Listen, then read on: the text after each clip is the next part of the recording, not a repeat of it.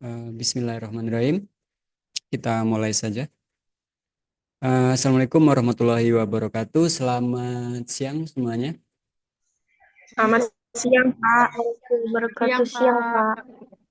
Oke, jumpa lagi di kelasnya saya ya. Sorry, hari ini harusnya mulai dari tadi, tapi udah lewat sedikit lah.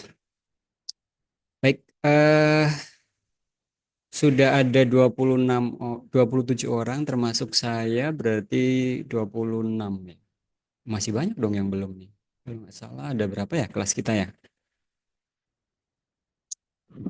48, Pak. 48. Masih setengahnya nih yang belum datang. Kita tunggu sebentar. Berarti masih kita kasih koridor waktu sekitar 5 menit sambil saya prepare dulu.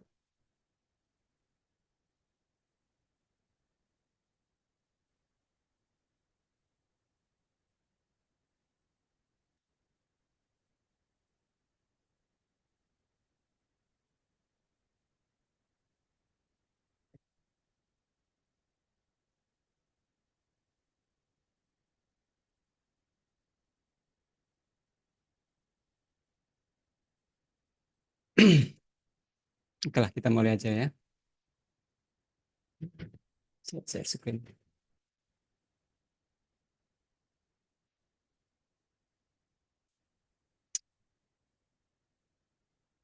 Oke.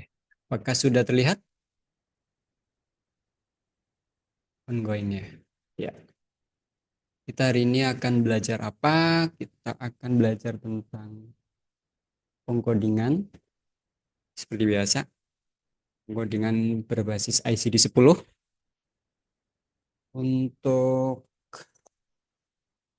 semester 5 ini kita akan belajar tentang kodifikasi penyakit khusus tertentu ya. Yang pertama yaitu tentang infeksi. Terus nanti yang kedua itu adalah eh, neoplasm. Jadi bab 1 dan bab 2 ini nanti banyak banget di dalamnya. Terutama untuk infeksi ini, untuk pertemuan pertama kita coba uraikan bersama bahwasanya penyakit infeksi ini apa sih? Ada yang tahu nggak? Apa itu penyakit infeksi? Halo?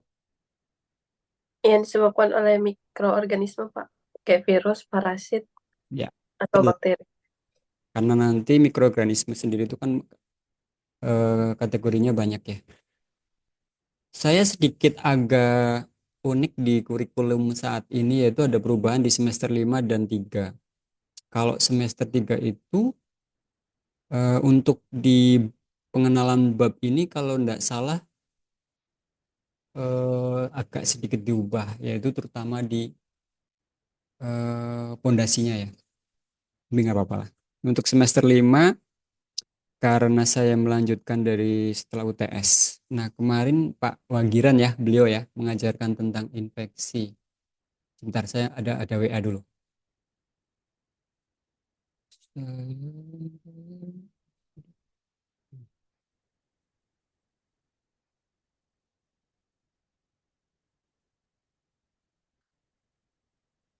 Oke, Dok, nanti saya ubah. Saya masih dengar. Oke, lanjut. WA saya kelihatan ya. Sorry, ke share harusnya. Oke lah. Nah, untuk bab 1 ini kita ngomongin infeksi mulai dari pencernaan sampai ke B99 untuk penyakit infeksi lainnya. Jadi teman-teman strukturnya ingat A00 hingga B99 itu semuanya ngomongin infeksi yang tadi disebutkan oleh teman-teman. Salah satunya Eni ada kaitannya dengan eh, gangguan oleh mikroorganisme ya. Nah, untuk yang pertama dari A00 hingga A09 ini dia mengkhususkan tentang intestinal infectious disease atau penyakit-penyakit yang berkenaan dengan usus halus. Ya, usus halus. Jadi kalau ngomongin usus berarti hubungannya dengan apa? Ada yang tahu? Pencernaan. Pencernaan, Pak. Sistem pencernaan. Ya. Ada irisannya dengan bab lain nggak? Kalau ngomongin pencernaan. Ada. Ada yang tahu? Bab digestif. Ya. Kalau ini sistem pencernaan yang lebih ke fungsional, organ, dan sedangkan yang ini yang tadi kita awali, ini adalah khusus untuk infeksi pada organ, salah satunya yaitu usus halus pada sistem pencernaan. Gitu ya. Untuk kategorinya ada beberapa, dari A00 hingga A09. Mulai dari kolera hingga ke radang lambung atau gastroenteritis, radang usus besar atau kolitis, dan organ-organ lainnya. Unspecified origin. Ya. Other gastroenteritis and colitis of infectious and unspecified origin. Ya. Jadi untuk kolera sendiri ini disebabkan oleh apa? Ada yang tahu tidak? Apakah oleh mikroorganisme virus, bakteri, atau yang lainnya? Ada yang tahu? Kolera ini adalah yang disebabkan oleh Vibrio cholerae. Nah, ini namanya, nama dari mikroorganismenya, yaitu bakteri Vibrio cholera. Spesifiknya yaitu A00.0, di mana kolera ini adalah kondisi infeksi pencernaan usus halus. Jutu itu artinya karena, dikarenakan oleh Vibrio cholerae, itu berarti nama bakterinya. Terus yang koma lagi di sini juga Biovar cholerae. Ini nama nama bakteri juga ya. A00.0 spesifik. Ada juga yang disebabkan oleh bakteri lain yaitu A001. Ini sama ya dengan yang di atas, cholerae 01 sama Biovar eltor. Jadi ini adalah yang di belakangnya adalah nama bakterinya ya. Nah, sedangkan yang tidak spesifik, teman-teman udah pasti udah tahu, A00.9. Ada yang nanya nggak? Kenapa A002, 003, 004, dan seterusnya sampai 8 tidak ada dalam klasifikasi? Ya, karena dalam nomenklatur risetnya belum dimasukkan dalam klasifikasi ini atau bisa jadi memang belum ada temuan dari penelitian. Jadi hasil dari kodifikasi yang kita pelajari ini adalah hasil-hasil penelitian ya. Jadi untuk kasus penyakit kolera ini adalah gangguan pencernaan pada usus halus yang disebabkan oleh bakteri yang namanya Vibrio cholerae 01 sama Biovar cholerae untuk yang pertama. Yang kedua oleh Vibrio cholerae 01 dan Biovar eltor. Ini nama bakterinya ya. Oke. Ada yang sudah dibahas oleh beliau dosen sebelumnya enggak? Kolera ini, gangguan pencernaan ini biasanya karena apa? Patofisiologinya, ada yang makan tidak higienis, nggak cuci tangan? Bisa jadi salah satu penyebabnya. Jadi gangguan pencernaan ini umumnya kalau infeksi karena adanya kondisi tidak hygiene. Tidak hygiene itu dari hal apa? Dari makanannya, tempatnya, atau si subjeknya. Misalkan Eni tadi makan nggak sambil cuci tangan nggak ini? Cuci, Pak. Oke, hand hygiene ya. Kalau di RSUD Melawi biasa saya kenalkan PKL di tempat kami bagaimana cara menggunakan hands hands rub. Hands rub.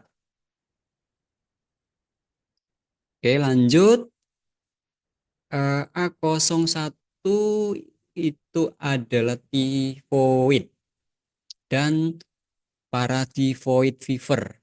Jadi di sini ada terminologi fever. Fever ini artinya demam ya. Silakan teman-teman tulis karena bisa jadi nanti di rekam medis elektronik teman-teman nggak ditemukan kata fever tapi demam.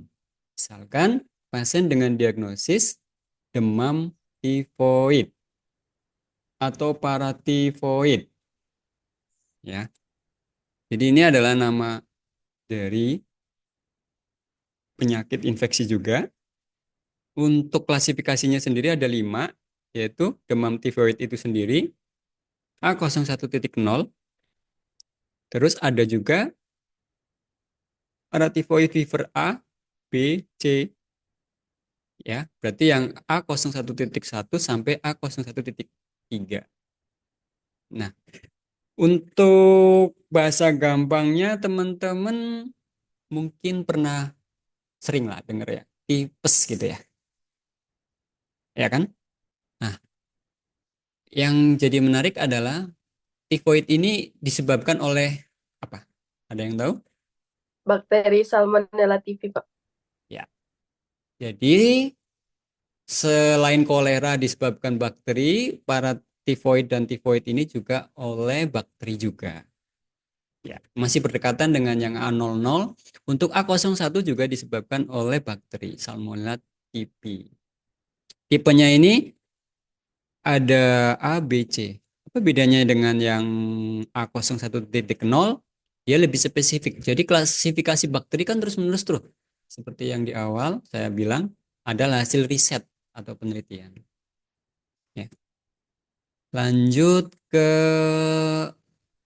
untuk infeksi salmonella lainnya atau other salmonella infection ya.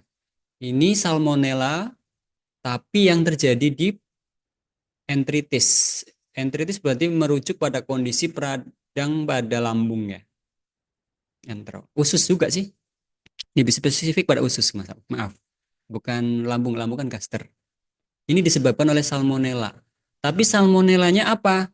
Bukan yang tifoid, bukan yang eh, tipe A maupun tipe B maupun tipe C ya, tapi yang other atau yang lainnya. Jadi nanti ini pembuktiannya sebenarnya itu eh, ada keilmuan dokter, berarti secara gejala dan klinis. Tentunya nanti ada ilmu namanya patofisiologi, ada juga yang berdasarkan pemeriksaan apa? Penunjang. Untuk pemeriksaan penunjang untuk kasus-kasus infeksi, kira-kira penunjang apa yang dipakai kalau di rumah sakit? Kalau di fasilitas kesehatan, kalau di klinik,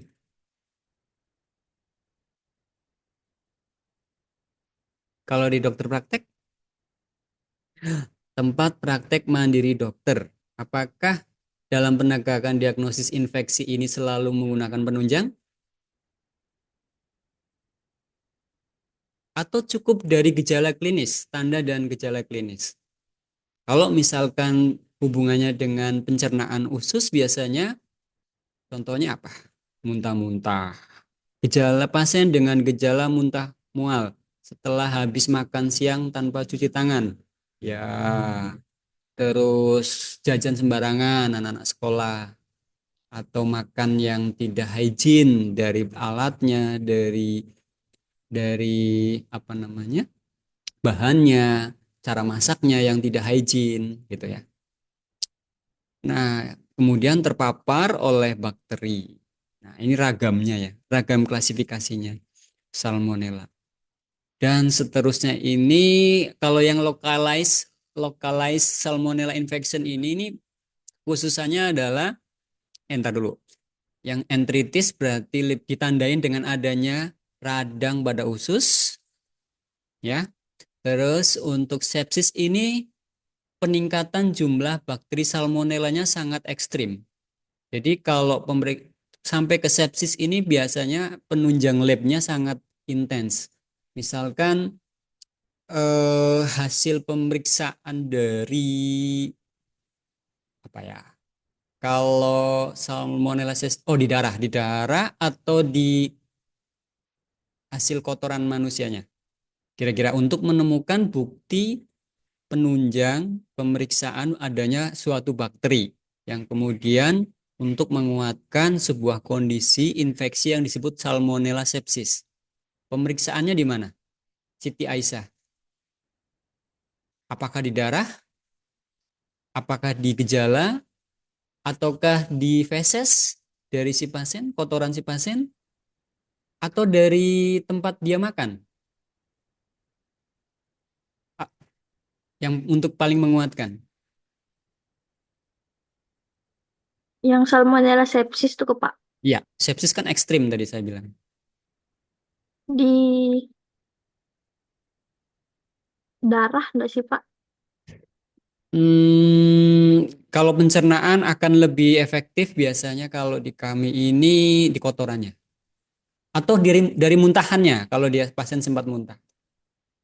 Gitu.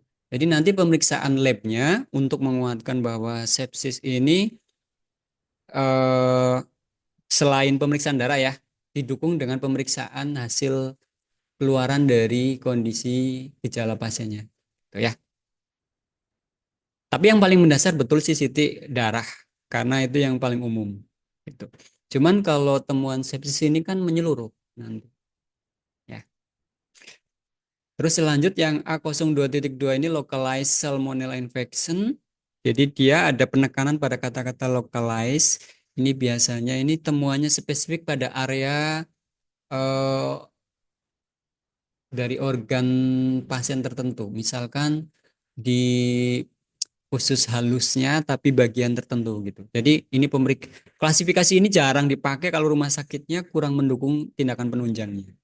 Namun demikian, siapa tahu kelak kalian nanti kerja di rumah sakit yang teknologinya sudah kompleks, terus pemeriksaan penunjangnya holistik, lengkap dari peralatannya, dari SDM-nya, maka coding-coding yang akan lebih spesifik akan bisa banyak ditemukan. Atau ada juga pendekatan dokter ini menggunakan dari gejala spesifik si pasien mengalami infeksi salmonella dengan kategori localized. Ini merujuk pada tempat ditemukannya si bakterinya pada organ tubuh tertentu. Sedangkan yang A202.8 ini other ya, other spesifik lain, ya nanti temuannya di mana? Klasifikasinya. Umumnya ya di saluran pencernaan karena sesuai judul utamanya adalah intestinal infectious disease atau penyakit infeksi pada saluran pencernaan. Nah, kalau ini senjata terakhir teman-teman. Kalau ngodingnya informasinya kurang pendukung, hasil pemeriksaan labnya mungkin sebatas pemeriksaan darah, cuman di darah pun cuman menandakan adanya sel darah putih yang meningkat, tidak spesifik pemeriksaannya, labnya itu nggak sampai ke apa namanya pemeriksaan gem atau kuman atau mikroorganisme, dia hanya sebatas dari kondisi darah secara umum, sel darahnya, komponen darahnya gitu kan. Jadi tidak spesifik kepada nama bakterinya, tidak ditemukan spesifik gitu kan. Hanya pada informasi yang terbatas. Ini biasanya disebut kondisi tidak spesifik atau unspecified. Oke ya. Oke, itu untuk intro dari infeksi pada saluran organ apa namanya usus halus pada usus, infeksi pada usus. Nah, sebelumnya akan saya sampaikan untuk di bab satu ini ada catatan yang menarik yaitu di awal ini ada namanya yang akan kita lihat sebagai berikut. Jadi dalam ICD 10 mau versi tahun berapapun selalu ada note atau catatan di awal bab.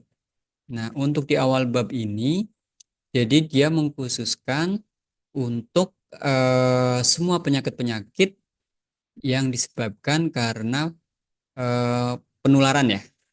Jadi merujuk pada kasus-kasus penyakit menular, infeksi menular.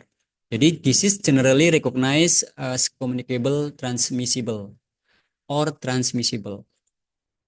Teman sebelah kamu ada yang flu, lalu tertular kondisi flu. Nah, itu contohnya penyakit yang menular antara orang ke orang. Nah, dalam klasifikasi bab 1 ini, certain infectious and parasitic disease ini rentangnya adalah 00 sampai B99. Nah, di sini ada catatan menarik namanya use additional code. Jadi ini adalah penggunaan kode tambahan atau use additional code di mana dia merujuk kepada klasifikasi U80 hingga U89. Jadi prakteknya nanti dalam pengkodingan jika diperlukan if desired untuk mengidentifikasi antibiotik apa yang eh, apa ya yang mampu apa namanya oleh mikroorganismenya ini mampu diadaptasi atau ini apa istilahnya resisten ya. Jadi kaitannya dengan penyakit infeksi ini nanti terapinya itu kan banyak menggunakan namanya antibiotik. Obat yang digunakan khusus untuk kasus-kasus infeksi antibiotik. Nah, kalau ada agent atau mikroorganisme yang tahan atau tidak mempan ya bahasa gampangnya, itu nanti disebut resisten. Makanya teman-teman kalau minum obat antibiotik, kebetulan saya habis minum obat antibiotik nih tadi, karena saya ada radang. Nah, radangnya ini adalah gejala kemungkinan adanya infeksi, maka dokter memberikan terapi obat antibiotik. Nah, itu disarankan wajib habis. Pernah dengar kata-kata gini dari dokter? Bu, Kak, D, nanti obatnya antibiotiknya dihabiskan ya. Pernah dengar gitu enggak? Istilah gitu. Pernah, Pernah, Pak. Pak. Ya, karena obat antibiotik itu kalau diminum udah habis itu berisiko agent dari mikroorganisme bisa bakteri atau mikroorganisme lainnya itu nanti jadi resisten atau tahan terhadap obat tersebut.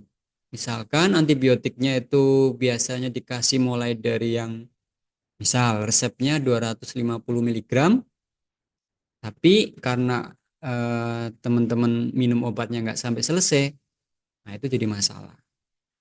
Nanti datang lagi dikasih 250 mg, dia nggak sembuh karena udah kebal. Nah, bahasa gampangnya berarti kumannya kebal. Nah, bahasa gampangnya gitu ya.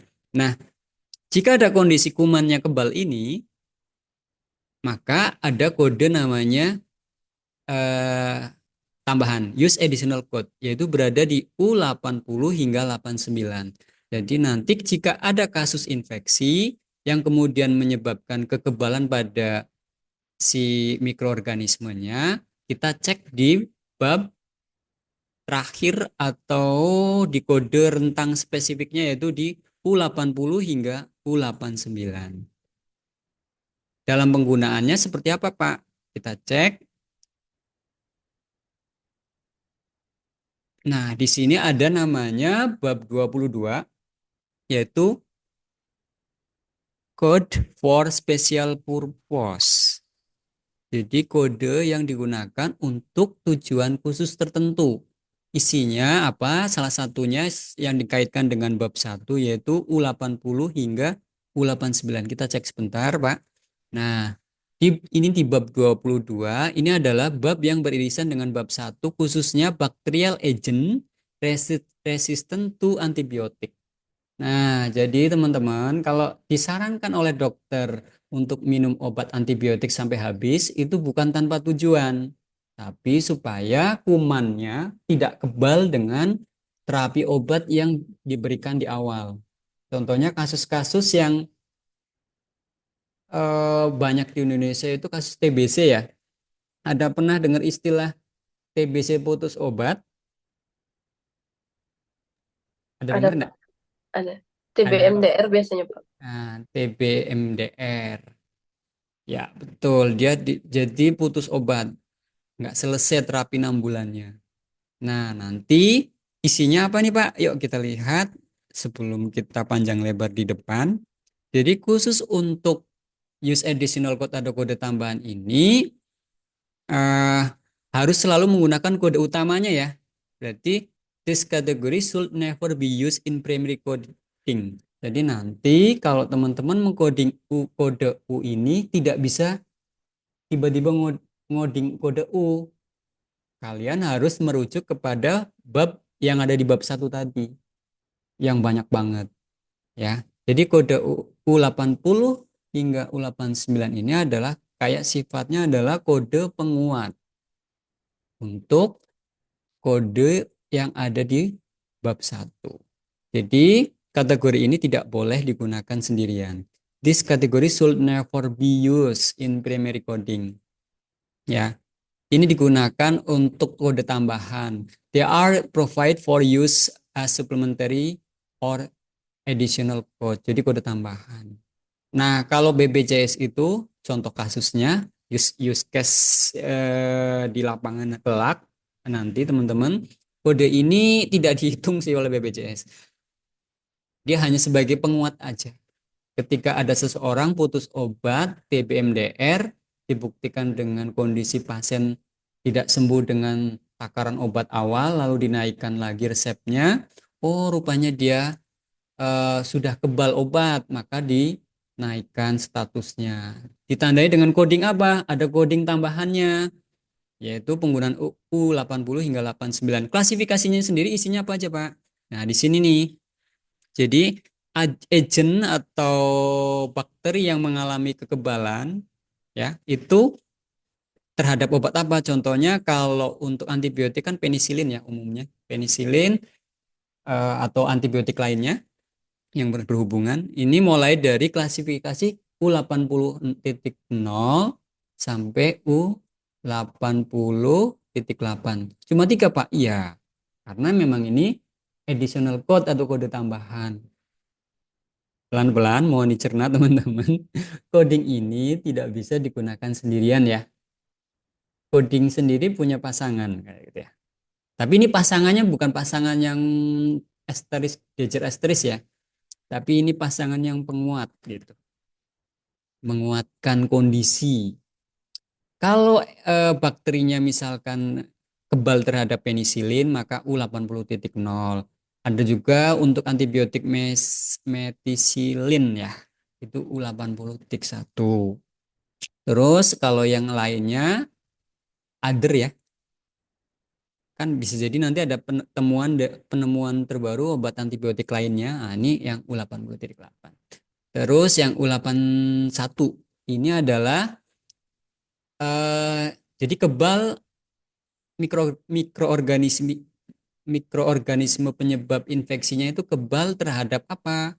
Terhadap vancomycin, yaitu salah satu jenis dari antibiotik juga obat antibiotik.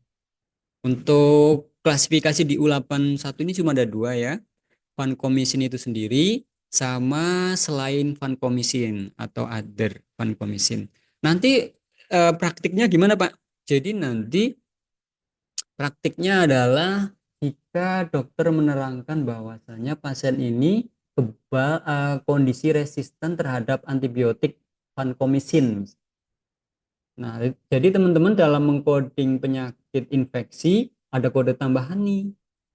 Jika ada informasi yang menerangkan bahwasanya pasien tersebut mengalami kondisi kebal terhadap antibiotik tertentu, vancomycin misal. Terus ini U88 selanjutnya. Jadi agent resistant to multiple antibiotik. Jadi dari penisilin, metisilin, vancomycin dan antibiotik obat lainnya itu setiap diberikan itu terhadap si pasien itu nggak berpengaruh terhadap kondisinya. Tidak ada perubahan. Jadi bahasa gampangnya adalah pasiennya mengalami kekebalan multiple. Jadi dikasih obat apapun nggak mempan bakterinya. Yang flu-flu terus, yang radang-radang terus. Oh, rupanya hasil analisisnya adalah kondisi infeksinya disebabkan oleh mikroorganisme yang kebal terhadap banyak antibiotik ya, obat-obatan antibiotik. Nah, ini U88 kode tambahannya.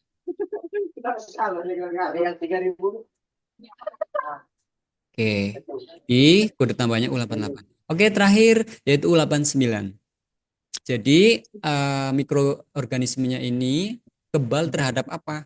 Antibiotik yang belum diketahui. Apakah ini kan banyak nih, antibiotik itu kan banyak.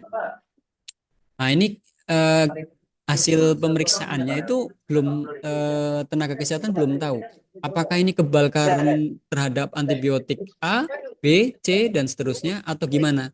Tapi sementara menandakan ini ada tanda-tanda kalau pasiennya pasiennya ini kebal terhadap antibiotik.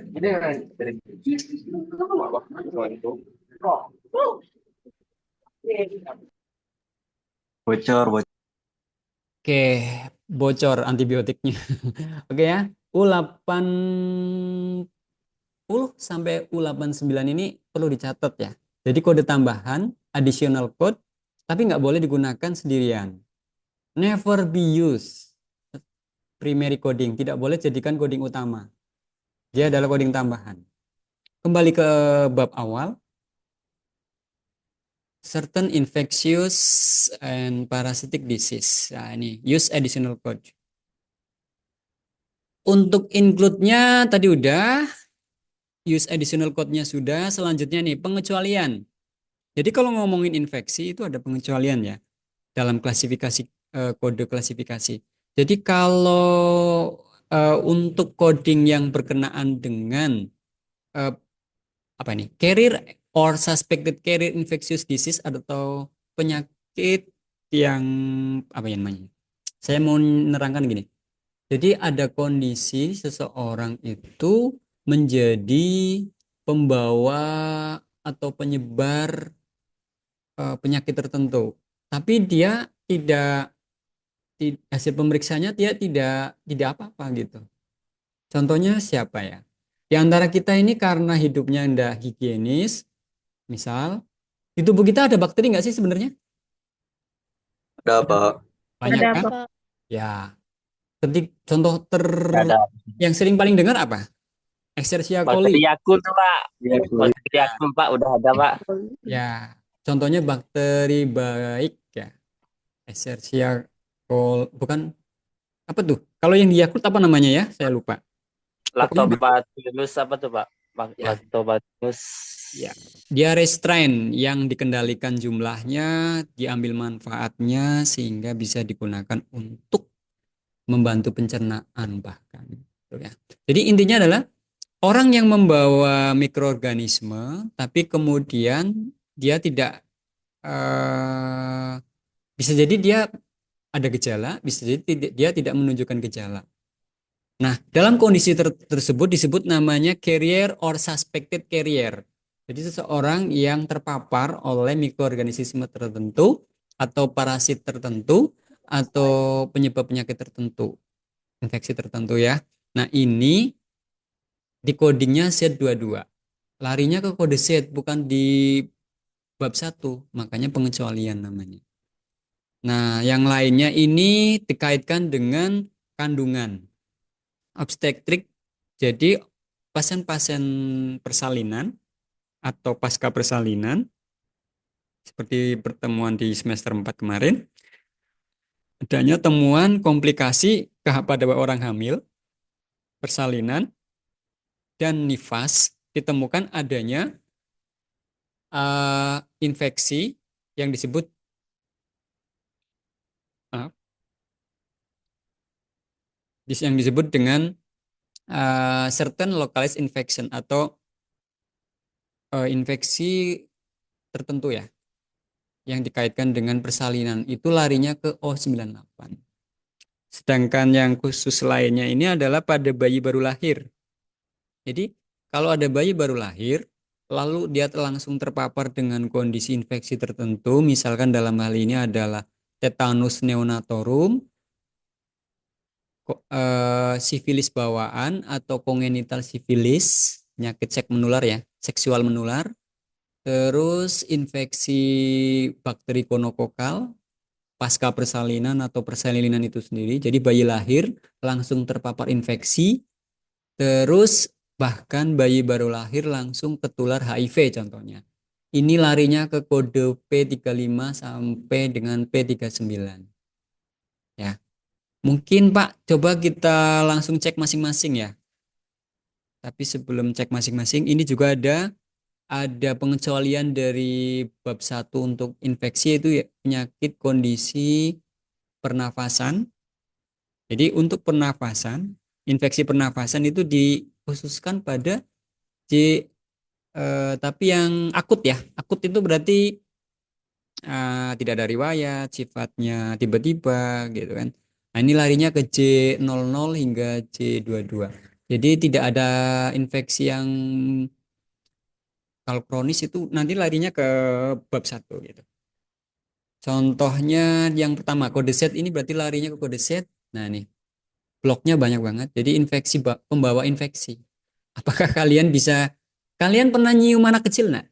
Aktor suka gemes dengan anak kecil? Aktor suka anak kecil. Seleranya anak kecil, Pak. Hati-hati ya kalau badan kita mungkin habis dari mana, habis bengkel, atau kita habis main bola terus pulang, adik kecil kita kan gemesin tuh lalu padahal kita dari luar dari manapun kondisinya nggak hygiene gitu kan. Lalu kita membawa agent penyakit mikroorganisme tertentu lalu menular. Nah, itu kondisinya ya. Carrier tifoid. Jadi kalian menularkan tifoid. Terus di sini aja carrier other intestinal infectious. Jadi ini Z22.1 itu kalian sebagai pembawa untuk infeksi usus ya tertentu, other.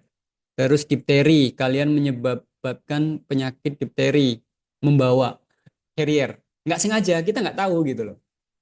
Jadi contohnya ya itu tadi, kita dari bepergian, dari mana, kelak nanti kan kalian jadi orang tua, pulang, langsung nyium istri dan anak nggak? Ayo, ini soalnya infeksi ini hubungannya dengan perilaku. Mandi dulu, Pak. Mandi dulu pinter, Alen. Cuci tangan dulu, ya nak. Terus sebelum masuk rumah gimana? Di depan rumah ada air nak? Di depan kos? Ada apa? Ya, cuci kaki lah. Kalau yang muslim mungkin karena sering wudhu, sering ini ya, berbasuh dan sebagainya. Jadi perilaku hidup sehat. Kalau ngomongin infeksi ini memang pentingnya perilaku hidup sehat. Nah, carrier, pembawa. Nah, kita semua potensi menjadi carrier, penyebab penyakit infeksius. Jika kalian diindikasikan sebagai carrier, nah ini kode Z22. Dulu kasus zaman COVID, nah kode ini sering dipakai. Jadi kode mana Pak? Kalau di masa COVID, kira-kira? Z22.0, kalian ini apa ya, istilahnya dulu apa itu? Orang orang dengan gejala, orang tanpa gejala. Ingat nggak sih kayak gitu? Zaman COVID? Ingat, Pak. OTG. OTG ya? Orang tanpa Iya, gejala. Pak. Gitu. Oh, rupanya saya nggak ada gejala, tapi saya menularkan. Nah, berarti di zaman COVID dulu pakai ini saya. Z22.8. Ya. Kan kita bukan bawa kasus virus ini, bukan kasus hepatitis, bukan. Nah, ini haji nih. Pasien-pasien haji biasanya. Karena ibadah haji itu kan mempertemukan dari berbagai penjuru dunia ya. Ngumpul di satu tempat, kondisinya berbagai orang, lalu dia salah satu dari eh, jamaah itu ada yang terpapar hepatitis misal. Carrier, oke, kita kembali. Paham ya, carrier ya? Jadi kalian bisa nggak jadi carrier? Bisa, Pak. Ya. Jadi carrier penyakit tertentu kita nggak tahu. Rizka aman-aman aja. Maria, Asunta aman-aman aja. Pulang-pulang bawa kita nggak sadar gitu kan, secara nggak sadar kita menularkan mikroorganisme tertentu. Jadi perilaku hidup bersih, PHBS ya, perilaku hidup sehat dan bersih. Bersih dan sehat, PHBS. Oke. Sip, kembali ke awal. Tadi apa lagi ya? Di awal ini ada exclude lainnya yaitu ibu hamil, obstetrik ya. Obstetrik tetanus ini masuknya bukan di bab 1 tapi di O98. Jadi kasus khususnya ini adalah Jadi maternal infeksi atau infeksi pada kandungan ya, yang disebabkan oleh beragam sebab, bisa oleh parasit, selama persalinan, selama kelahiran, maupun nifas, pregnancy, childbirth, and puerperium. Larinya ke O98 semuanya. Nah, ini misalkan ibu melahirkan dengan kondisi dia eh, memiliki penyakit TBC kayak gitu. Ini dulu ya di semester 4 ya kemarin ya. Ibu hamil dengan kondisi sifilis. Terus ibu hamil dengan raja singa dan seterusnya ya. Hepatitis, HIV. Nah, itu O98. Bukan di bab 1 yang tadi di awal. Oke, pengecualian. Kalau ngomongin exclude atau pengecualian, satunya lagi itu pada bayi, yaitu P35 hingga P39. Nah, ini dikhususkan pada bawaan atau kongenital. Brojol, lalu kondisinya sudah terpapar rubella sindrom, P35.0, jadi rubella. Jadi ini kan oleh bakteri juga ya. Terus cytomegalovirus infection, ini oleh virus dengan nama cytomegalovirus infection. Jadi bayi lahir dengan kondisi sudah terpapar cytomegalovirus infection, codingnya di P35.1, dan ini ada herpes simplex, terus viral hepatitis P35.5, dan ini ada cacar ya, congenital varicella, ini cacar, chickenpox ini ada nama jenis cacar. Jadi bayi baru lahir langsung terpapar kondisi cacar. Sudah pernah cacaran semua kalian? Belum, Sudah, Pak. Udah. Belum. Sudah pernah, Pak. Sudah, Kalau Pak. kalau yang belum, potensi cacaran lagi enggak kira-kira? Yang belum potensi sih, Pak. Terus kalau yang sudah, Rido? 3 kali, Pak. Saya 3 kali, Pak. Buset, langganan dong. Waktu masih kecil sih, Pak. Iya, saya juga dulu kecil waktu SD kelas berapa ya? Saya lupa ya. Aduh, cacaran itu nggak enak sekali kan? Panas, gatel, bingung mau mandi.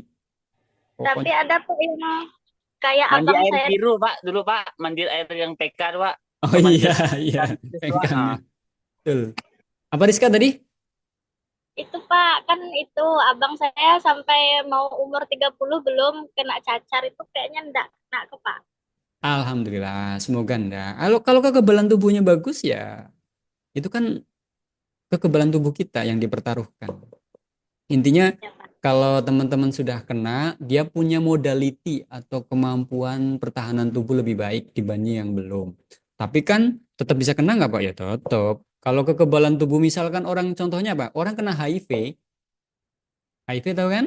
Nah, itu artinya kekebalan tubuhnya yang diserang. Jadi penyakit apapun bisa nyerang. Jangan sampai ya, siapapun, kita saling mendoakan. Jadi kekebalan tubuhnya yang diserang, ya semua penyakit bisa masuk. Itu. Ini ngomongin exclude atau pengecualian, jadi congenital viral disease ini masuk P35. Ini juga kode penting. Kalau ada infeksi, terus bayi baru lahir, jangan di bab 1. Jangan-jangan dia larinya di bab P35 ini. Gitu. Atau di bab 16. Hati-hati dalam klasifikasi codingnya nanti. Paham ya? Paham. Lanjut, tadi satu ada namanya respiratory infection yang sifatnya akut, Pak. Ini ada di C00 hingga C22. Dia infeksi, tapi dihubungkan dengan pernafasan atau respiratory yang kondisinya akut. C00, ya pilek tuh. Tadi yang lagi pilek ini, demam enggak ini? Sudah berapa hari ini? Common cold, ya. Saya juga, tapi udah sembuh minum antibiotik. Tuh. Nah, ini akut nasofaringitis. Jangan-jangan nanti ada peradangan sehingga menimbulkan flu, pilek, gejala umumnya gitu. Ya. Meler enggak ini? Pakai nanya, Pak. Yang namanya pilek ya? Oke. Nah, ini codingnya banyak banget, Pak. Iya, salam. Nah, ini tapi ini prinsipnya sama. Ini orang orang pilek semua nih. Termasuk radang hidung. Ada nggak orang yang benar-benar flu? Kena debu, flu, kena infeksi, flu, panas dikit, flu, hujan, flu, capek dikit, flu. Jangan-jangan radang hidung. Nah, silakan dicek. Ceknya kemana? Poli kandungan, poli anak, poli bedah, poli THT, poli mata, poli paru. THT. Pinter, Ratih. Ke THT aja kalau ada, biar lebih spesifik keilmuannya ya. Apakah dia jangan-jangan infektif kah? Apakah dia akut kah? Akut dia nggak punya riwayat, tiba-tiba ada gejala yang something gitu ya. Tiba-tiba flu gitu ya. Nanti pemeriksaannya merujuk kemana? Oh, common cold secara umum atau bagaimana? Nah, ini J00 sudah, J01 ini akut sinusitis. Sinus ya, rongga hidung. Tapi yang radang pada rongga hidung yang kondisinya akut. Ya, ini juga nanti hasil pemeriksaan labnya untuk pemeriksaan mikroorganismenya, mikrobiomolekular ya namanya. Ini ada nggak indikasi kalau bakterinya ini, kalau ngomongin bakteri atau mikroorganismenya ini ada mengalami temuan apa namanya hasil pemeriksaan mikroorganismenya ini ditemukan ada indikasi bakteri tertentu enggak? Nah, ini disebut use additional code di B9598. Jadi lari ke bab satu lagi tadi. Jadi untuk mengidentifikasi jenis dari agentnya ya, bakterinya. Jadi kata-kata use additional code ini adalah sifatnya kode tambahan jika diperlukan atau if desired. If desired. Untuk apa? To identify infectious agentnya. Jadi untuk mengetahui jenis mikroorganismenya. Nah, kalau hasil temuannya merujuk kepada mikroorganisme tertentu, berarti lari ke B95 hingga B98. Nah, ini maxillary sinusitis ini merujuk pada lokasi dari organ yang ada di hidung ya, namanya area maxillary. Dia ke arah mata atas. Ini terus frontal sinusitis, itu radang hidung bagian depan, etmoidal, ini semua letak dari anatomi yang ada di hidung. Frontal, etmoidal, sphenoidal, pansinusitis, nah, dan yang lainnya atau other. Jadi J00, maaf, J01 hingga J ke 01.9 ini adalah semuanya ngomongin sinusitis.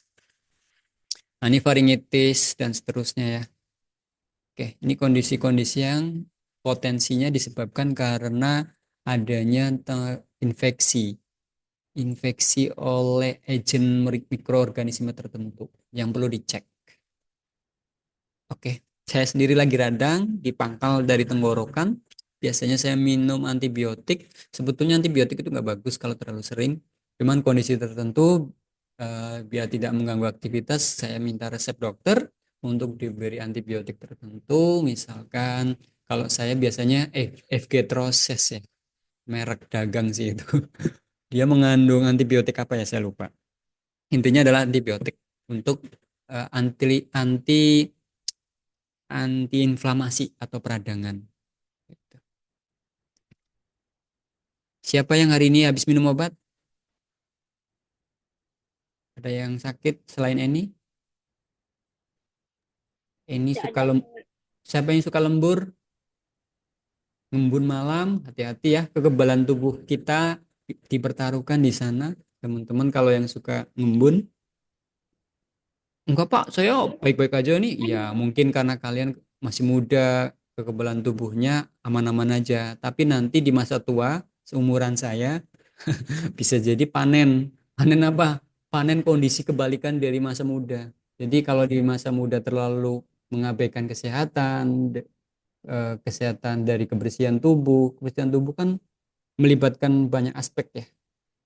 Kita sudah bersih, kita lalu berinteraksi dengan teman, habis salaman dan sebagainya. Ya nggak apa-apa, salaman itu kan bagian dari sosial, Pak, betul. Tapi ada kalanya kita jadi carrier atau pembawa mikroorganisme yang kemudian tertular. Jadi kesadaran lah, kesadaran hidup bersih dan sehat, hidup sehat dan bersih ya, PHBS. Perilaku hidup bersih dan sehat. Kebalik ya, PHBS. Oh benar-benar. Oke ya. Nah, ini pernafasan ini jadi pertaruhan banget di zaman COVID ini, zaman COVID waktu itu maaf. Dulu biasanya kode J ini, ini pernafasannya karena apa? Nah, nanti perlu identifikasi. Oh, ternyata larinya ke kode B. Nanti kan ada COVID di sana nih. Kode COVID-nya ada di sana. Oke ya. Dulu bersin bersin atau batuk sebentar aja orang langsung pada curiga ya. Nah, ini kode J. Kode J ini ingat nggak sih masa-masa itu? Kalau zaman COVID ada orang batuk kita langsung curiga dan sebagainya gitu ya. Nah, Iya, Pak. ya. Nah, ini kode exclude dari di bab satu, salah satunya larinya ke J00 hingga J22 tadi. Banyak sih kode C. Nah, ngomongin bab yang satu ini memuat apa aja sih, Pak? Jadi, kalau ngomongin bab satu ini memuat ini, teman-teman. This chapter contain the following block. Jadi, bab satu ini memuat beberapa kelompok atau blok sebagai berikut dari A00 hingga B99. Untuk yang tadi itu kita bab satu sebagai intro itu adalah pada infeksi pada usus intestinal infectious disease. Dia berada di rentang A00 hingga A09. Terus untuk selanjutnya, ini Indonesia adalah salah satu dari 4 negara kalau tidak salah itu dengan kasus TBC ya atau tuberkulosis yang angkanya signifikan tinggi. Nah, kalau ngomongin tuberkulosis ini berada di rentang A15 hingga A19. Jadi teman-teman nanti kalau mengcoding bakalan banyak ketemu nih. Kalau semester kalian ini, angkatan kalian ini ada nggak yang penelitian coding? Ada nggak? Atau Ada RME Pak. semua? Adakah? Alen apa? RME? Bukan Pak. Tapi kayaknya ada yang penelitian coding kemarin. Ada nggak? Siapa? Ada coding infeksi Iya. nggak? Siapa? Ada? Nggak ada? Coding hipertensi ya Pak. Reza, Pak. Oh, hipertensi. Ya, ya, ya. Bagus itu. Hipertensi juga masuk 4 besar kalau nggak selain TB. Mm-mm. Oke, tuberkulosis selanjutnya A20 hingga A28. Ini adalah bakteri zoonotik atau zoonotik berarti klasifikasi semua bakteri lah nanti di dalamnya.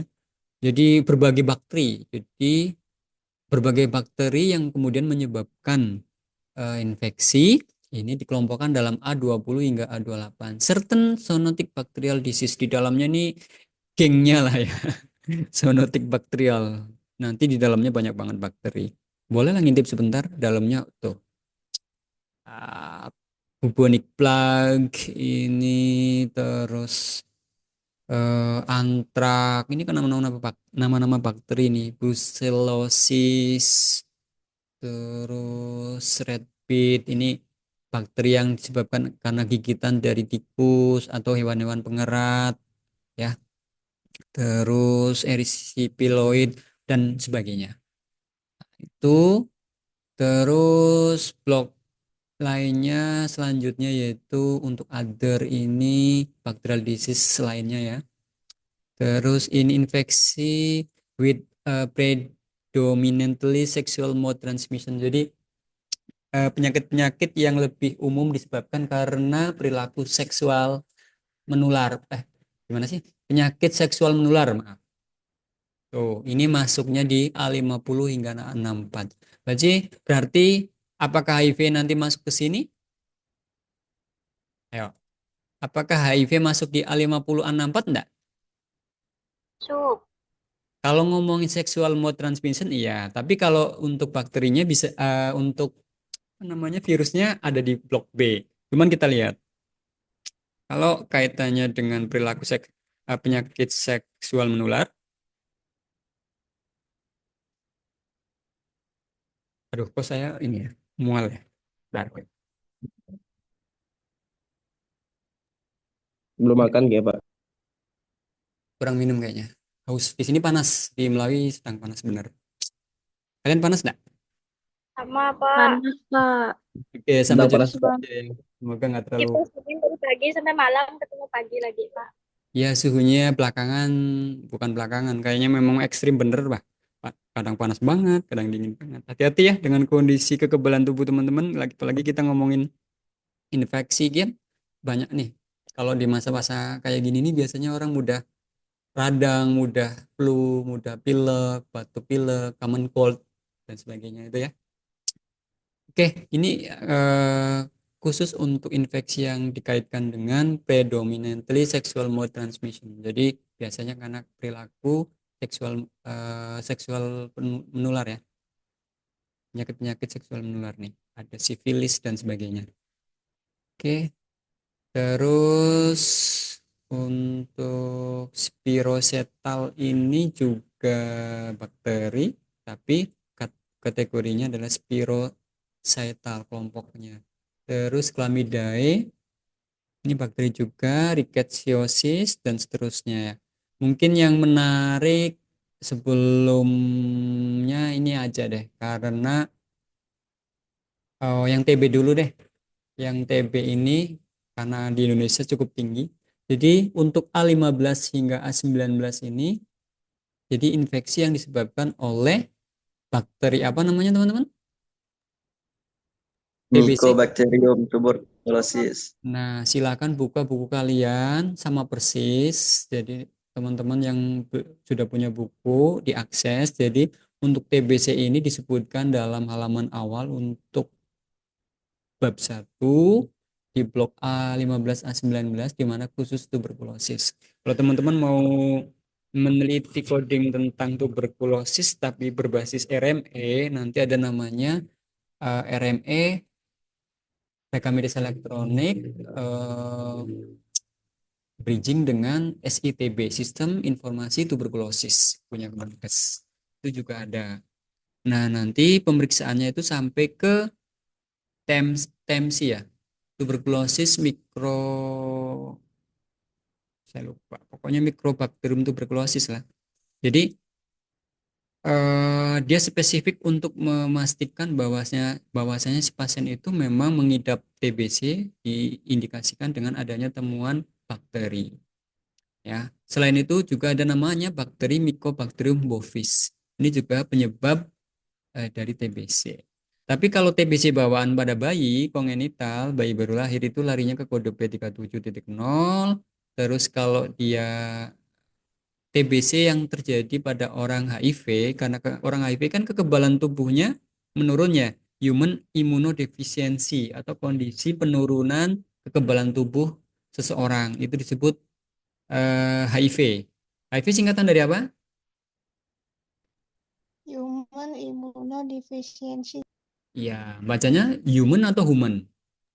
Human.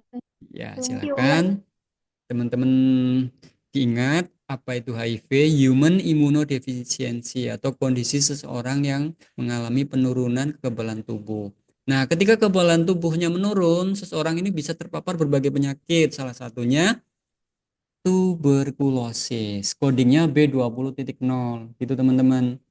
Jadi, penyakit TBC yang diidap oleh orang HIV itu bukan di A15 sampai A19 tapi dia larinya ke B20. Exclude pengecualian. Terus di sini ada pneumoconiosis associated with tuberculosis. Jadi dia penyakit pada radang paru, spesifikasinya namanya pneumoconiosis tapi yang dikaitkan dengan kondisi TBC. Orang gangguan paru-paru dengan kondisi pneumoconiosis tapi dihubungkan dengan kondisi paru juga, itu larinya ke kode J65 bukan ke A15 sampai A19. Selanjutnya, jika ada orang kena TBC lalu dia kambuh lagi atau disebut sequelae of tuberculosis, jadi kondisi lama muncul kembali, CLBK ya bahasa gampangnya. Jadi orang udah sembuh teman-teman TBC, lalu kambuh lagi dengan gejala yang serupa atau mirip. Dalam hal ini adalah kasus tuberkulosis yang kambuh. Nah, ada istilah sequelae of tuberculosis. Boleh teman-teman catat nih. Ini coding ini penting nih. Ini sering keluar, ini larinya B90, bukan A15, A19 ya. Jadi untuk pengecualian dari tuberkulosis ini ada 5. Ada 5. P37 untuk bayi, yang B20 untuk pasien HIV, C65 untuk pneumokoniosis yang dikaitkan dengan TBC, tuberkulosis yang kambuh kembali B90.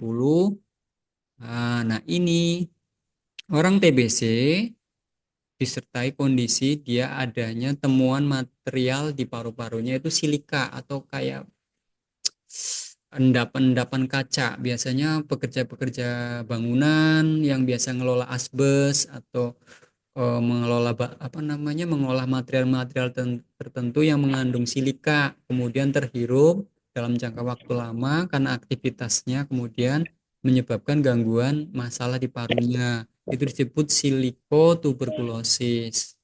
Nah, jadi dia ada 2 kondisi penyakit sebenarnya nih. Ini larinya ke C65, silikotuberkulosis. Oke, itu. Lalu yang A15 sampai A19 ini semuanya ngomongin paru-paru, teman-teman. Nah, kalau ngomongin A15 sampai 19 ini penting. Ini akan banyak teman-teman temuin codingnya di semua vaskes karena memang angkanya cukup tinggi di Indonesia. Nah, yang perlu diperhatikan di sini adalah biasanya kalau pasien tuberkulosis ini dia sifatnya akut atau kronis. Yo, kalau sudah terpapar kira-kira bisa sembuh enggak? Ya, semua penyakit ada obatnya, betul. Cuman kalau seseorang sudah kena TBC biasanya punya kerentanan yang mudah kambuh, gitu kan. Makanya lebih baik mencegah daripada mengobati. Ya, apa itu? Kalau istilahnya bahasa promkesnya itu apa? Mencegah Berarti lebih. boleh saja, Pak. Nggak bisa sembuh total Ya ada kalau sih. TBC. Ya, bisa sembuh total, artinya progres gitu dengan perilaku hidup sehat, terus dia ngikutin anjuran tata laksana pengobatan, pengobatan 6 bulan dia tuh rutin, pemeriksaan rutin. Intinya kalau udah pernah kena itu kerentanannya lebih tinggi sih, teman-teman. Jadi lebih baik mencegah ya, daripada ngobatin. Ya. Jadi kalau ngomongin TBC ini memang jadi isu nasional, angkanya cukup tinggi. Jadi teman-teman harus tahu codingnya. Mulai dari A15 ini adalah respiratory tuberculosis ya. Jadi tuberkulosis pada sistem pernafasan yang ditandain dengan adanya atau confirm temuan yang pertama pembuktian bacteriologically. Jadi ada pemeriksaan bakterialnya, penyebabnya. Ya, bakterinya tadi kan udah disebutkan Mycobacterium tuberculosis. Pembuktian, confirm. Jadi bukan hanya gejala. Nah, kalau ada confirm berarti pemeriksaan lab. Pemeriksaan lab ini ada 2 jenis, yaitu pembuktian secara fisik, ada pembuktian secara sel. Sel-sel dari bakterinya itu kan kadang ada ring strand. Ring strand itu kayak bekas-bekas dari, apalagi kalau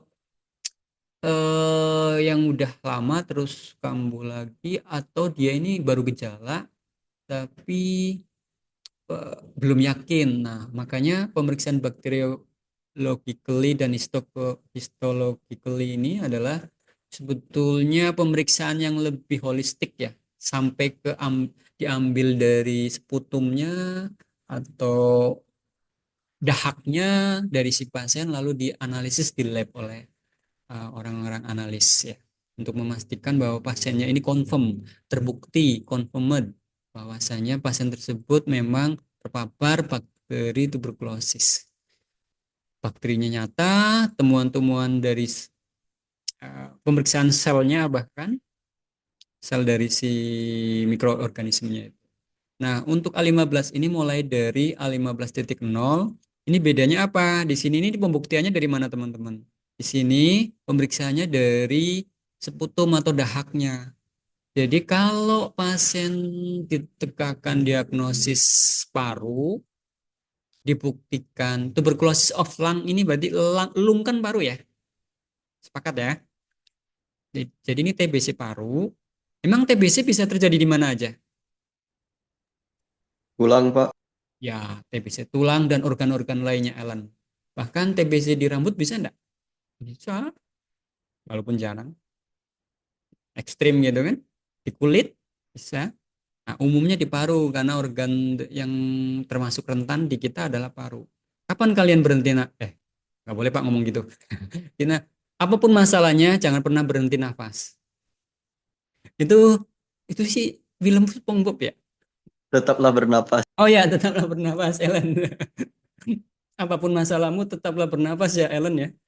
Nah, artinya paru-paru adalah penting. Jadi ketika penting dia bekerja terus, kapan berhenti ya ya ya artinya berakhirlah cerita hidup kan.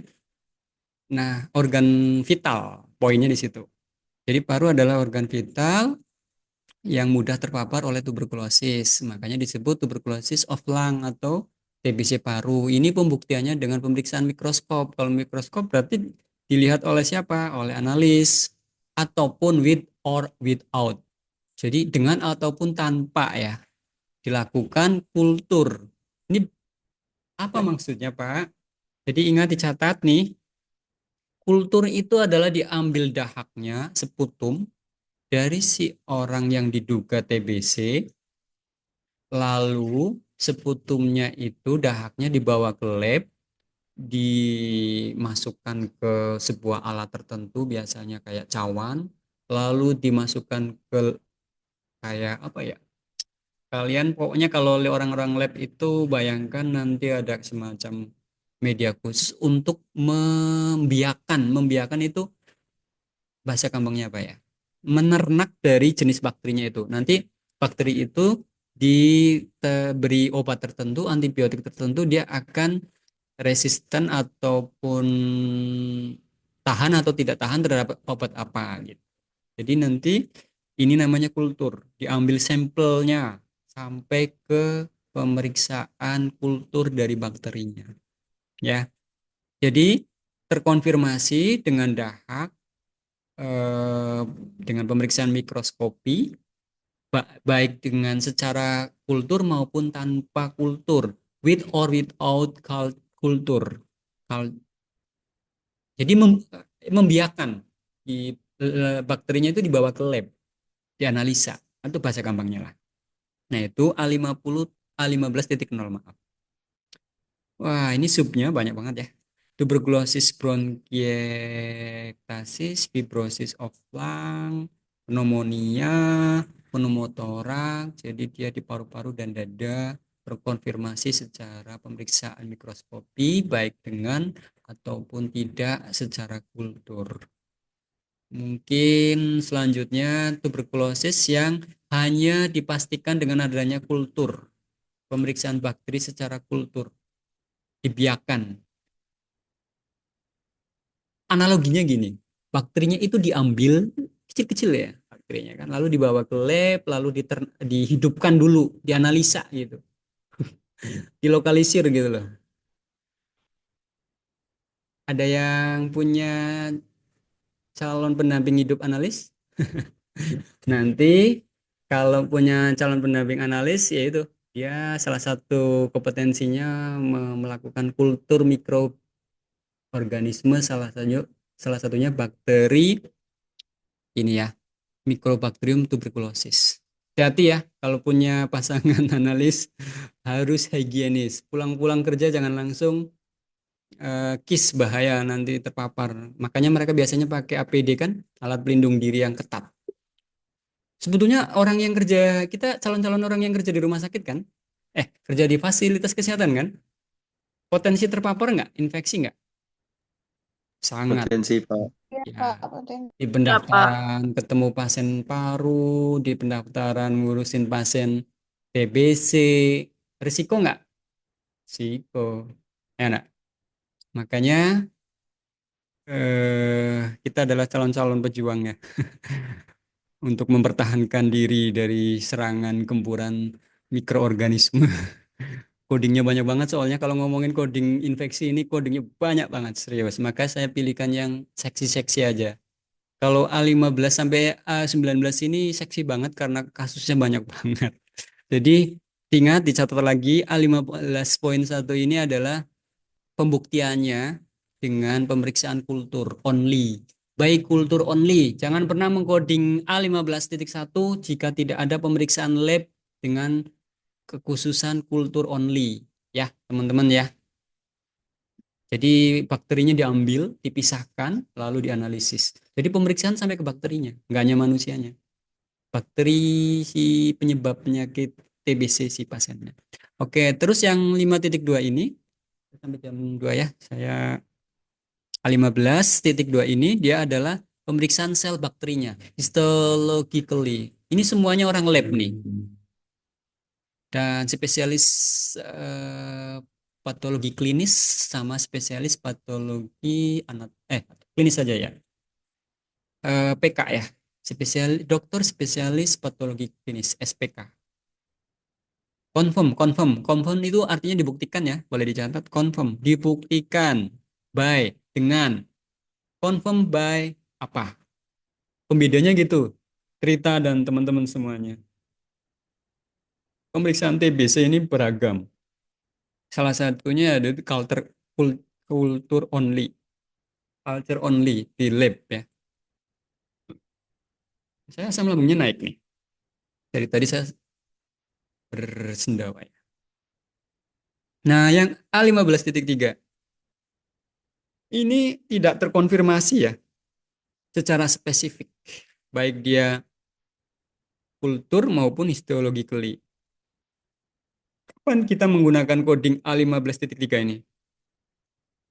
Ya, ini dia terkonfirmasi, confirm, but tapi tidak spesifik. Apakah dia bacteriologically or histologically? Ini agak ribet ya, agak tricky nanti di lapangan. Eh, Pak, hasilnya gimana? Apakah lebih ke kulturnya, apakah histologically-nya? Kalau saya biasa ngobrol sama spesialis patologi klinis kan. Pemeriksaan gram itu kuman ya. Kumannya ini mengarah ke TBC mana, Pak? Pendekatannya kultur only atau histologically? Ini biasanya informasi yang minim nih. Kalau nggak terkonfirmasi, bingung kan? Nah, ini kita boleh pakai ini. Jadi use case-nya, penggunaannya, ini codingnya ini nanti pasiennya dilakukan kultur, dilakukan pemeriksaan. Cuman nggak ada informasi hasilnya. Pemeriksaan lab kan bisa jadi berhasil, bisa jadi enggak kan? Invalid istilahnya. Di rekam medis elektronik kalau di tempat kami biasanya invalid keterangannya. Oh, hasil labnya. Jadi alat labnya kan udah bridging nih, udah bridging dari pemeriksaan biomolekular akan otomatis masuk ke RME-nya. Jadi nggak di-entry manusia. Nah, itu kadang invalid. Nah, coding sementaranya boleh pakai A15.3. Mungkin saya entar dulu deh. Lanjut ke A15.4 ini apa? Nah, ini pemeriksaan pembuluh limfe ya. Intratorakik. Tuberkulosis pada pembuluh limfe yang ada di dada. Intratorakik. Dia sampai selain paru-parunya, dia juga intratorakik lymph node. Pembuluh limfenya. Terkonfirmasi secara bakteriologikal maupun histological. Itu. Ini A15.4. Selanjutnya ini temuannya bukan di paru tapi di laring. Koma trakea, koma bronkus. Saluran pernafasan lah ya. Saluran pernafasan atas nih. Nanti bakterinya ketemunya di mana? Apakah di trakea? Apakah di laring? Apakah di bronkus? Confirm. Pemeriksaan dahak.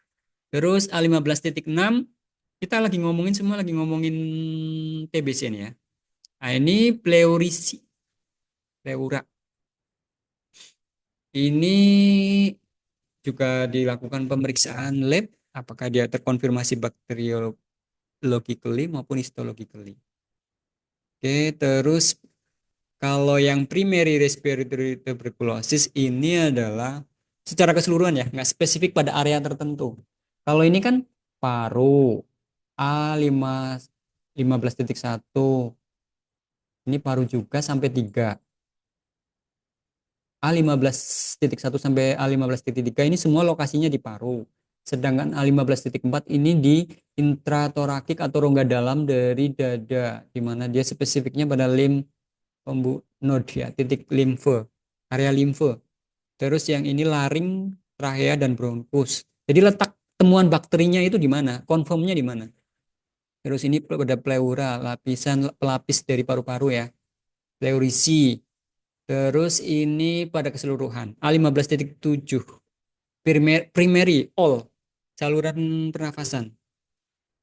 Di beragam tempat terkonfirmasi adanya temuan bacteriologically and histologically. Terus yang other-nya ini tidak spesifik disebutkan apakah dia terkonfirmasi bacteriologically maupun histologically lainnya. Nah, ini contohnya ternyata temuannya di hidung, di rongga hidung, sinus, confirm.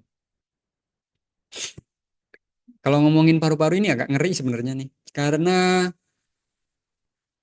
apa ya, kasusnya banyak, terus bisa mudah terpapar ke siapapun.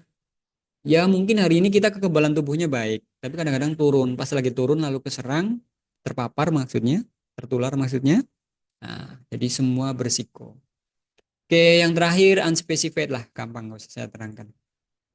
16 ini kekhususannya adalah pada tuberkulosis juga, bakteri Mycobacterium tuberculosis. Ini yang tidak terkonfirmasi secara bakteri maupun histologically. Apa bedanya dengan yang di atas? Kalau yang di atas kan harus ada pembuktian. Walaupun hasilnya bisa jadi keluar maupun tidak. Kalau ini tidak dilakukan. Tidak ada pemeriksaan lah. Poinnya gitu. Kalau yang A16 ini pasien TBC aja gitu. Nah, ini sering dipakai nih teman-teman. Di mana? Puskesmas gitu ya. Karena pemeriksaan labnya kurang mendukung, dia hanya dari gejalanya. Dari gejala. Jadi dokter menegakkan diagnosis TBC parunya ini sebatas dari gejala.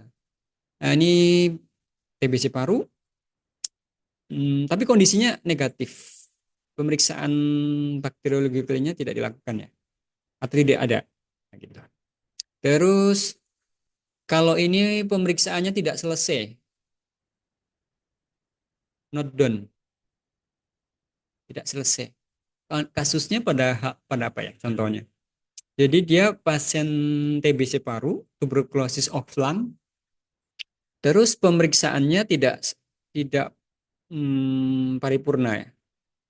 Bisa jadi karena pemeriksaan lab kan harus berulang tuh. Makanya nanti biasanya disuruh kontrol lagi untuk menguatkan, memastikan. Karena teknik pemeriksaan lab itu kan banyak ragam dan caranya ya. Bisa jadi pas dicek kunjungan pertama nggak ketemu, kunjungan kedua nggak ketemu. Kalau nggak salah 6 bulan ya, karena dengan obat itu juga nanti. Itu 6 bulan itu setiap bulan harus datang ke rumah sakit untuk diperiksa. Nah, pada saat pemeriksaan itu dia tidak putus ya. Kalau ini bukan putus obat, tapi putus pemeriksaannya, nggak datang lagi. Nanti codingnya ditegakkan dengan A16.1. Misalkan pasien ini adalah kunjungan yang kedua, tapi di bulan ketiga, di bulan maaf, pasien kunjungan ketiga di bulan 2 dia nggak datang. Padahal bulan 2 harusnya diperiksa. Not done. Jadi ada keskip ya. Putus pemeriksaan.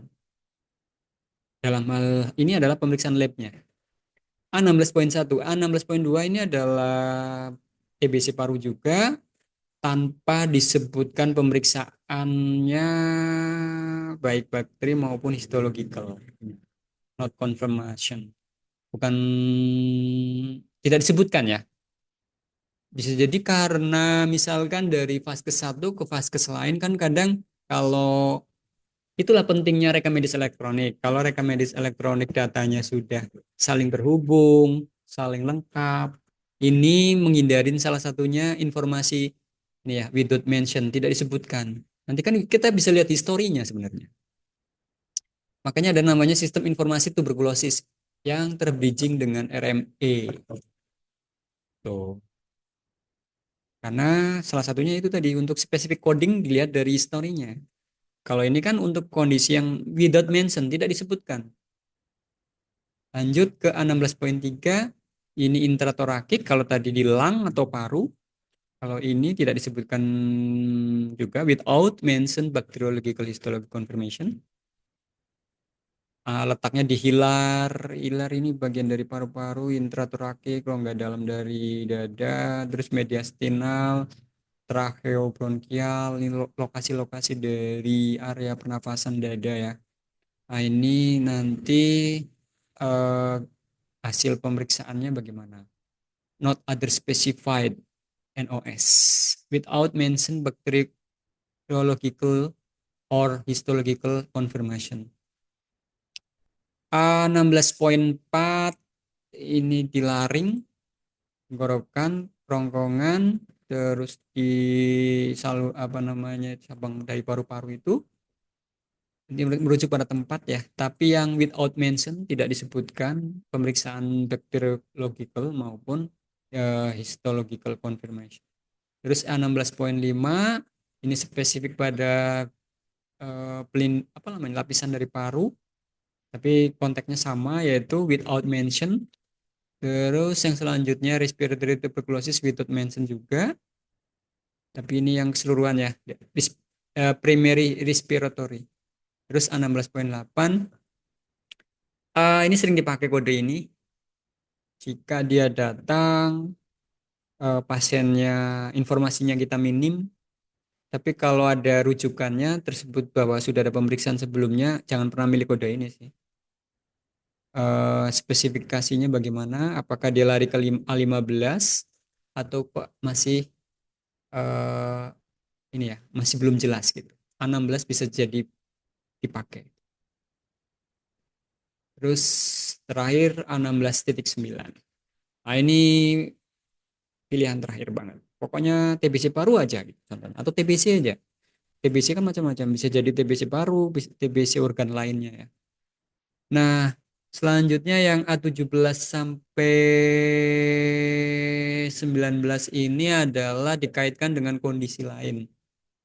Kalau A17 dikaitkan dengan sistem saraf, contohnya adalah radang selaput otak, meningitis, itu A17-0 plus atau Dejer G01 ya. Jadi TBC-nya menyebar atau timbul di area lapisan dari selaput otak. Terus ini meningeal tuberkuloma. Meningeal ini meningitis juga kan lapisan dari otak juga ya. Tapi disertai dengan adanya tuberkuloma. Kuloma berarti kalau ada imbuhan oma berarti ini merujuk kepada pembesaran juga, abnormality growth atau pertumbuhan tidak normal. Terus ini TBC pada sistem saraf kekhususannya yaitu A17.8 dikaitkan dengan otak D07 asteris.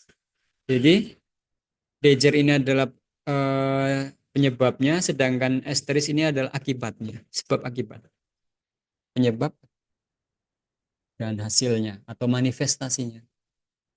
Terus A17.9 ini yang untuk TBC sistem saraf secara general. Terus organ lain tadi seperti di tulang, di sendi. Jadi TBC pada tulang dan sendi ini A18.0. Terus A8 dikaitkan sendinya di mana nanti ya? Kalau di hip, di keni, di vertebral column dan sebagainya. Ini merujuk kepada tulangnya dan sendinya. Contohnya pada radang osteoitis ya, disertai dengan radang pada tulang. Berarti nanti A18.0 plus M90.0 asteris.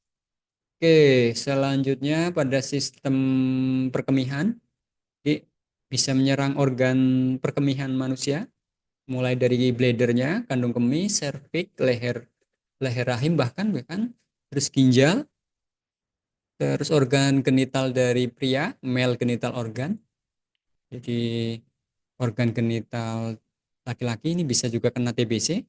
Terus saluran ureter. Ureter ini berarti dari kandung kemih ke ginjal ya, dan sebaliknya.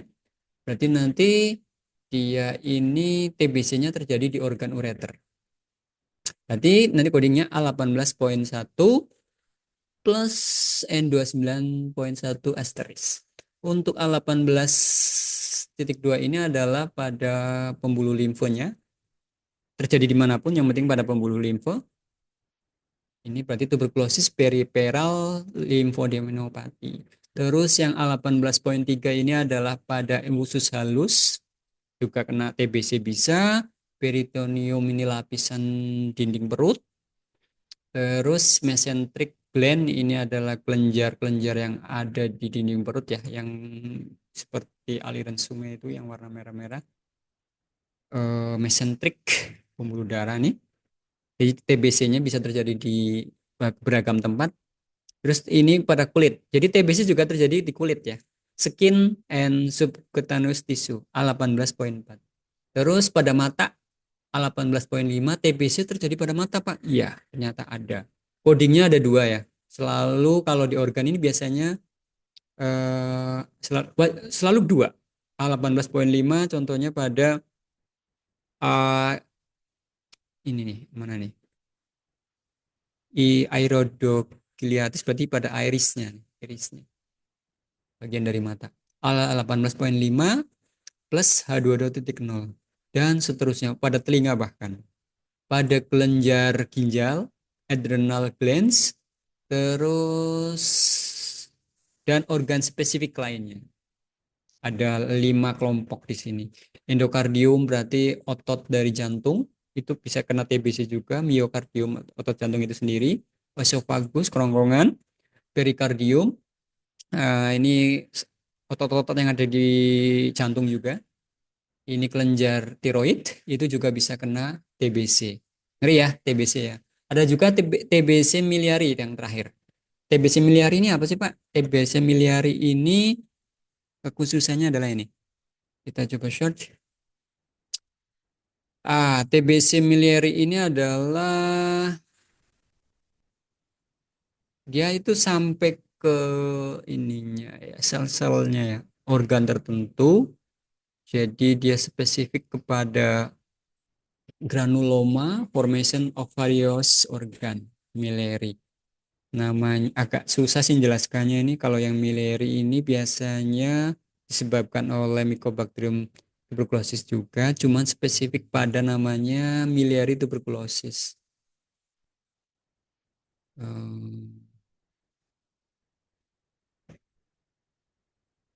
Jurnal banyak sih kalau teman-teman mau nyari.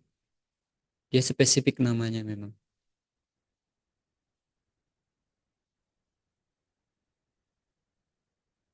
Oke, terakhir untuk A19 karena ini TBC jadi saya tekankan banget. Ini soal-soal TBC akan saya masukkan ke UAS karena seksi dan banyak kasusnya di tempat kerja kalian. Nanti suatu saat kalian masuk ke dunia kerja, siapa tahu jadi pengelola tim TBC untuk coding TBC. Jadi teman-teman pastikan kuasai ya, berada di A15 sampai A19. Demikian sesi pertemuan kali ini, karena untuk infeksi itu banyak banget. Namun demikian saya pilih-pilih saja yang paling umum keluar ya TBC itu sendiri. Yang lainnya nanti saya coba tambahkan di pertemuan berikutnya, terutama untuk virus di kode B, jamur di kode B, HIV nanti di kode B juga, cacing, helminthiasis nanti ini di kode B, ya gigitan tikus karena dia biasanya membawa kuman-kuman tertentu, HIV ini B20 hingga B24, HIV ini banyak banget nih subnya. Kalau HIV ini ibaratnya kalian membuka diri, ayo masuk, semua penyakit masuk ke tubuh karena kekebalan tubuhnya menurun. Kalau orang kena HIV, harapan hidupnya kembali ke yang atas karena pertahanannya lemah. Jadi potensinya mudah terpapar berbagai penyakit. Diasariawan kandidiasis misalkan jamur di mulut nih. Orang dengan pasien HIV B20.4 lalu kena kandidiasis jamur di rongga mulut lalu nggak sembuh-sembuh. Ya, jamuran di mulut bagi pasien HIV nggak sembuh-sembuh. Jadi orang HIV disease resulting in candidiasis B20.4. Ngeri ya kalau ngomongin infeksi. Ada yang mau ditanyakan? Sebelum kita akhiri sesi kali ini, setidaknya TBC kuasai ya teman-teman ya. Berarti saya review sedikit. Tadi kalau pemeriksaannya sampai ke lab, terus pembuktiannya dengan pemeriksaan bakterinya di A15 atau A16? Yang kalian ingat? A15 atau A16? Dengan pembuktian ke Pak. Yes, Rohmi. 15 Pak. A15 ya. Iya. Kalau without mention atau tanpa disebutkan pemeriksaan labnya larinya ke A16. Gitu. Ya, Pak. Lawannya. Nah ini. TBC ini penting soalnya. Untuk pemeriksaan lab itu ada berapa kategori? 2, 3, 4? Yang masih? 2. 2. Apa aja? Bakteriologically sama histologically. Pintar. Untuk bacteriologically berarti menentukan jenis bakterinya ya. Sedangkan histologically-nya berarti sampai struktur selnya dari bakteri itu, spesifikasinya gitu. Di sini nih penekanan klasifikasinya adalah N dan ya. Keduanya pemeriksaannya terkonfirmasi, confirm. Ya. Terus tekniknya itu banyak melibatkan teman-teman analis, yaitu secara apa? By Lab. apa? Kultur. Kalau kultur gimana? Laboratory. Yang kalian analogi untuk kultur itu bagaimana pembuktiannya sama orang lab? Pembuktian sampai pemeriksaan bakterinya Pak. Diambil terus dipisah bakterinya. Ya, dianalisis secara intens jenis bakterinya, perilakunya, perangainya, bagaimana. Jadi nanti memang dia pemeriksaannya unik gitu. Bahkan pakai alat khusus gitu ya. Di tempat Pak Noto ada nggak? Belum. Jadi kalau tempat kami gimana? Dirujuk. Apanya yang dirujuk? Bukan pasiennya, tapi yang dirujuk apanya? Yang dirujuk apanya? Apanya? Dahaknya. Dahaknya, Tentunya Pak. sputumnya atau dahaknya diambil, lalu dikirim kemana? Ke laboratorium eksternal, misalkan dikirim Pontianak. Contohnya laboratorium eksternal swasta yang sering kalian dengar apa contohnya? Pernah dengar ODEA enggak? Oh jadi promo Pak, itu swasta sih. Pernah Pak. Ya, Di apa? Tadi yang mau ngomong? Ya, banyak. klinik ODA. Ya, klinik ODEA biasanya lengkap tuh alatnya mereka. Jadi dikirim tuh untuk memastikan kulturnya, histologikalnya gitu. Karena ada alat-alat khususnya. Oke, demikian sesi kali ini, kurang lebihnya dari saya mohon maaf. Semoga apa yang kita pelajarin hari ini ada yang nyampe ke ingatan kalian, bahkan bisa dieksplor lebih lanjut karena untuk certain infectious and parasitic disease ini memang ada hubungannya dengan kita juga, perilaku hidup sehat dan bersih. Jadi pastikan teman-teman jaga kesehatan. Ya, yang lagi sakit cepat sembuh.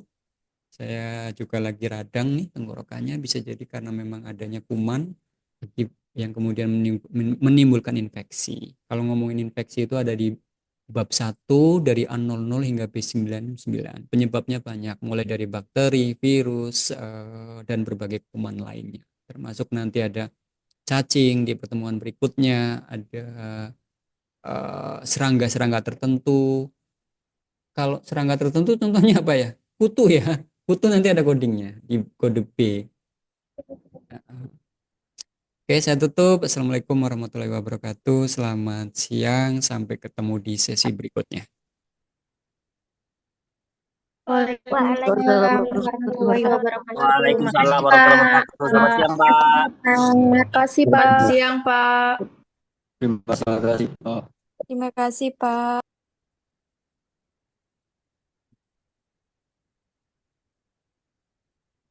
Ju, abang kok Ju?